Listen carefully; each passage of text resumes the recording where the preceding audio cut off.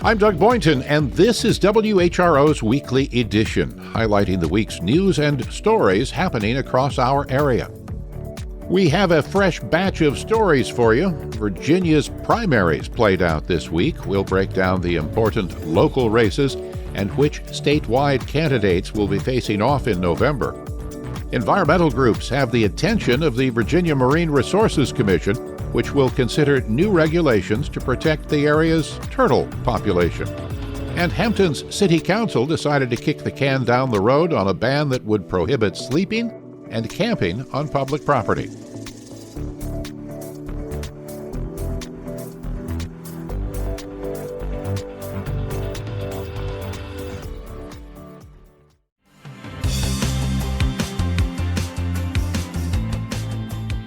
It's WHRO's Weekly Edition.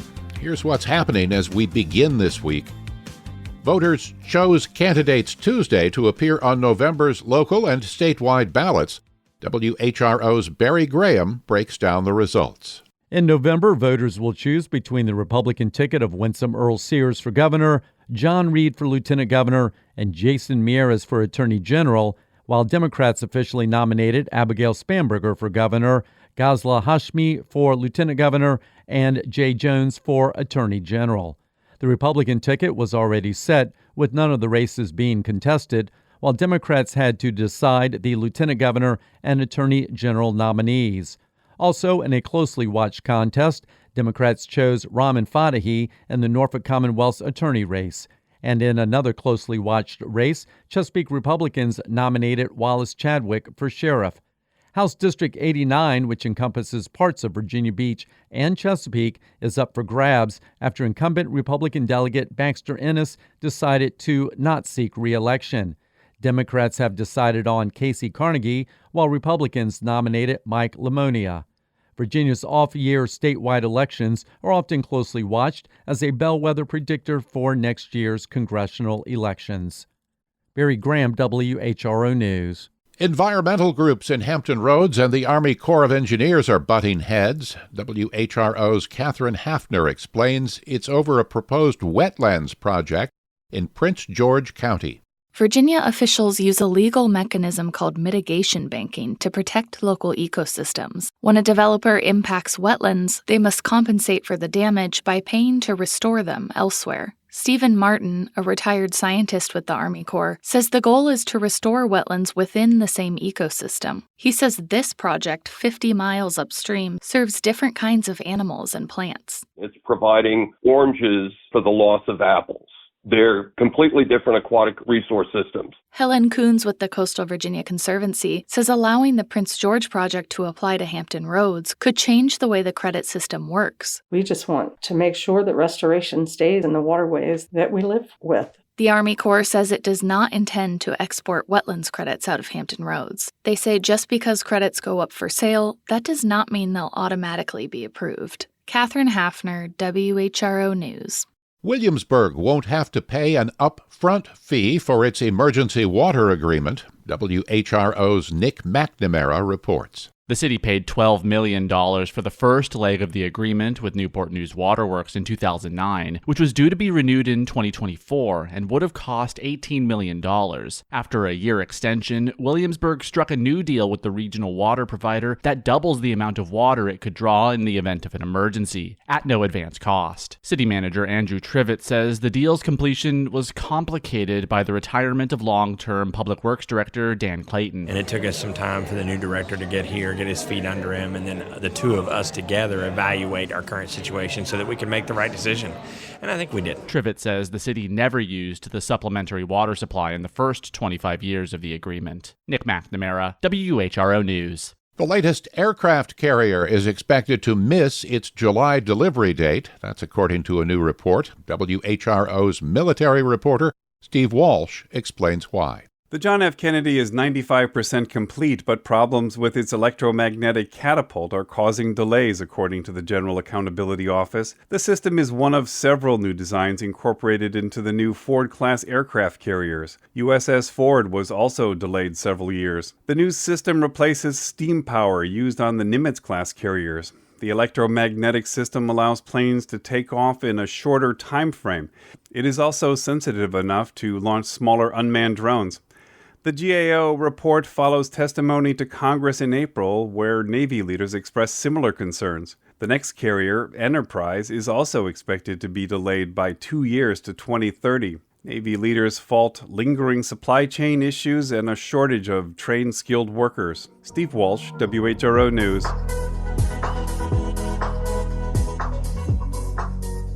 The Army says it's taking immediate action to implement President Trump's decision to restore the traditional names of 7 bases. The names were initially changed in 2023 after Congress banned base names with ties to the Confederacy. The Trump administration found a way to sidestep that law. Dan Katz of the American Homefront Project has reaction from Fort Cavazos, Texas, which is returning to its former name of Fort Hood. While it would be illegal under federal law to name a military base once again after Confederate General John Bell Hood, it's not illegal to name it after a service member with the same last name. In this case, World War I Colonel Robert B. Hood. They found some people with similar names, so that's how they worked around it. That's Lawrence Romo, a member of the federal commission that recommended renaming Fort Hood to Fort Cavazos in 2022. That came after Congress passed a law saying military assets could no longer refer to the Confederacy or anyone who served in it. Romo says the Trump administration is now sidestepping that law by renaming the base for the World War I Hood. There was no movement to rename the base. Nobody ever told me that they want to rename it back to Fort Hood. I can't think of a single person that's told me we should rename it back to Fort Hood. The Fort Cavazos name honors Richard Cavazos, a Vietnam and Korean War veteran who once commanded the base. He was also the Army's first Latino 4-star general and a Medal of Honor recipient. Romo says the commission's work was based on merit and local community input. Cavazos is part of a storied Texas family with a history of military service. To them, the name change is an insult. I think it's really a backhanded way to change the name from Cavazos to Hood for someone that didn't have the same level of achievements and bravery. And it's just so unpatriotic the way I see it. That's Ramiro Cavazos, a cousin of the late Richard Cavazos. He says his family wasn't consulted in the process. 2 years after the Army held a celebration for them. We had over 150 Cavazos family members there, many of them who have served our country. And to do this in this manner is just really very mean-spirited. But we'll continue to move forward and be proud Americans and hope for a better day. The Pentagon did not respond to our request for an interview, but President Trump explained his decision during a recent speech at Fort Bragg, North Carolina, which along with Fort Benning, Georgia, was already renamed earlier this year. We won a lot of battles out of those forts. It's no time to change. And I'm superstitious. You know, I like to keep it going, right? I'm very superstitious. We want to keep it going. Rivka Maislish is a senior research analyst with the Southern Poverty Law Center. She says she wasn't surprised by the move and that it fits into a pattern. Including military bases named after people who literally made war against the United States of America. You know, I always say, like, what other country has military bases named after people who made war against it? But there's a history there. It's a history of a propaganda campaign to erase the true history of the Civil War and establish white supremacy through other means. Maislish says she doesn't want to denigrate the service of the people with the same last names as the Confederate generals, but she questions if the new base names really honor them. And I think it's insulting to the names of the people who have no association with traitors or white supremacists, that now their name is being used to recall the memory of traitors and white supremacists. The Army said in a statement that the name changes of the 7 bases will take effect immediately. I'm Dan Katz in San Antonio. Still ahead on Weekly Edition, the No Kings rallies took the country by storm last weekend. WHRO's Ryan Murphy was on the ground at a demonstration in Chesapeake. But first, Virginia Beach's Economic Development Director has resigned for the second time in less than a year. Details from WHRO's Sienna Morales. Christian Green was appointed to the role in February following a national search. According to a statement from the city, he put in his resignation Wednesday. His reason for leaving is related to family matters, and he's on good terms with the city, the statement says. Last July, the previous economic development director, Chuck Rigney, resigned amid audits of his business and travel expenses. He had served for less than 6 months. The city determined in December that he owed $10,000 in reimbursement. Deputy City Manager Amanda Jarrett is serving in the interim role. It's an important job in a tourism city like Virginia Beach, where the director drives economic growth and forges business connections. Sienna Morales, WHRO News. The Virginia Marine Resources Commission will soon consider a petition from environmental groups seeking new regulations on crab pots to protect turtles. WHRO's Catherine Hafner reports. Diamondback terrapins are the only turtles in the U.S. that live in brackish waters like the Chesapeake Bay. Will Harlan with the Center for Biological Diversity says the population is suffering, and one reason is crab traps. Turtles swim into these crab cages because they're baited, and terrapins are air-breathing reptiles, so they drown. Conservation groups want a simple solution, adding small devices to crab pots called turtle excluders. William and Mary biology professor Randy Chambers says it works just like it sounds. Excluders narrow the opening where marine life can get into a cage. The shells of a turtle are much higher in profile than the shell of a crab, so crabs can still slip into the traps, but turtles are excluded. Commercial crabbers oppose the regulation, but advocates say it would only apply close to shore, where most crabbing is recreational. Catherine Hafner, WHRO News. Members of North Carolina's HBCU caucus want the state budget to include more funding for the state's historically black colleges and universities, including Elizabeth City State University. WUNC's Liz Schlemmer reports. Students from several HBCUs spoke out for the need for funds as well as voting access on their campuses. A bill by Democrats that hasn't moved would fund facility improvements at several HBCUs and establish a long-term completion assistance program to help students who need less than $1,000 to pay off school bills to stay enrolled.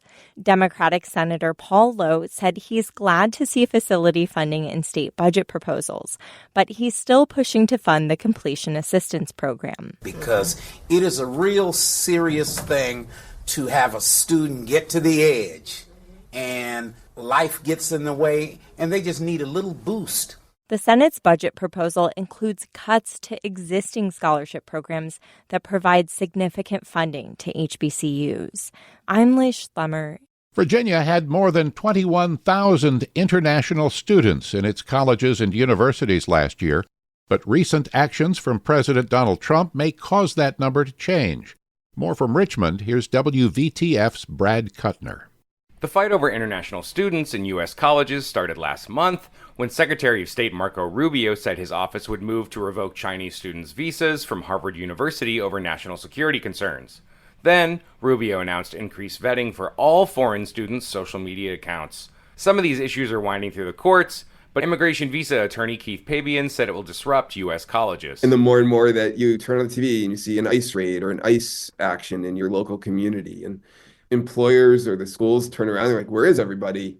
And it might not be like this immediate impact, but I think over the next 4 years, like it's just going to keep compounding itself and it's going to turn into a nightmare. Pabian said a backlog of applications could see students waiting much longer to get a visa, leading them and their tuition money to other countries' programs.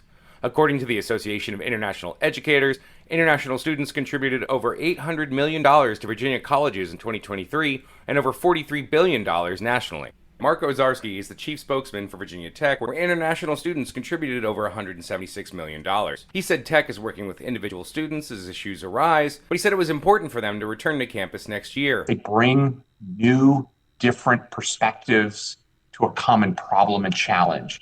That perspective, that holistic perspective, is critical to solve these big problems. It's unclear if any of Trump's limits on international students will last. Thursday night, the president said his administration would allow Chinese students into the U.S. as part of a new trade deal. In Richmond, I'm Brad Kuttner.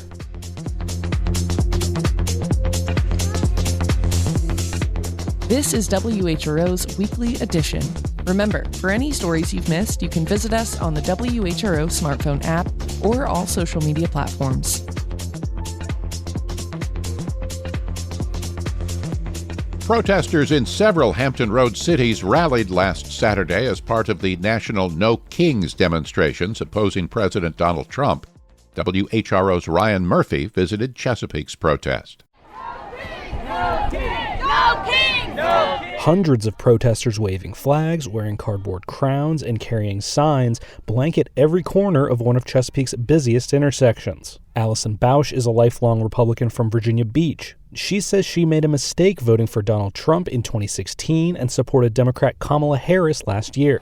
But I am so fed up with everything that we are dismantling that our country has stood for. I'm out here protesting. In the throng of protesters across the street from Bausch, Stephanie Perez flies an upside-down American flag emblazoned with the words "Liberty and Justice for All." The louder we are, hopefully the louder it is for them to know how much we disagree with what's going on. Perez moved to Hampton Roads from California 3 months ago and says this is the least she can do for her family back west. Ryan Murphy, WHRO News. Virginia's tribal leaders spoke at the Chesapeake Bay Foundation in Virginia Beach about environmental challenges facing their communities.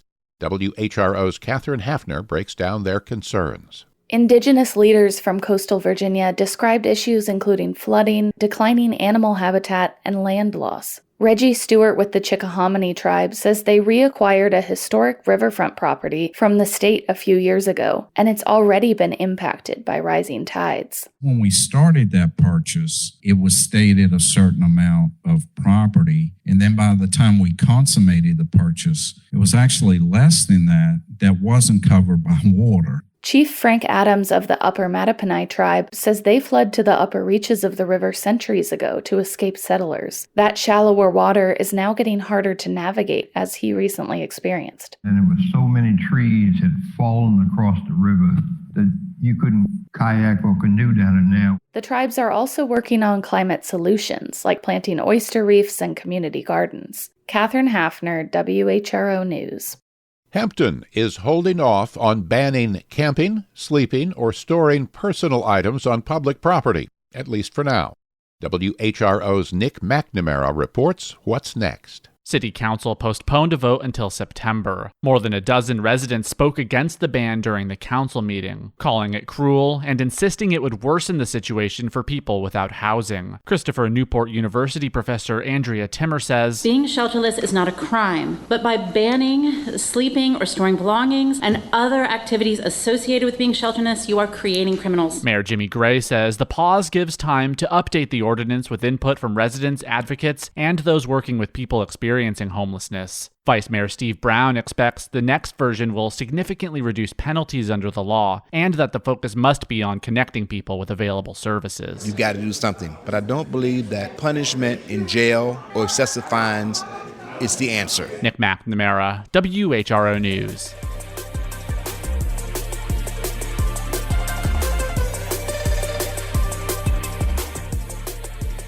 Virginia lawmakers made significant changes to the state's testing system this spring to reform the standards of learning tests across the Commonwealth.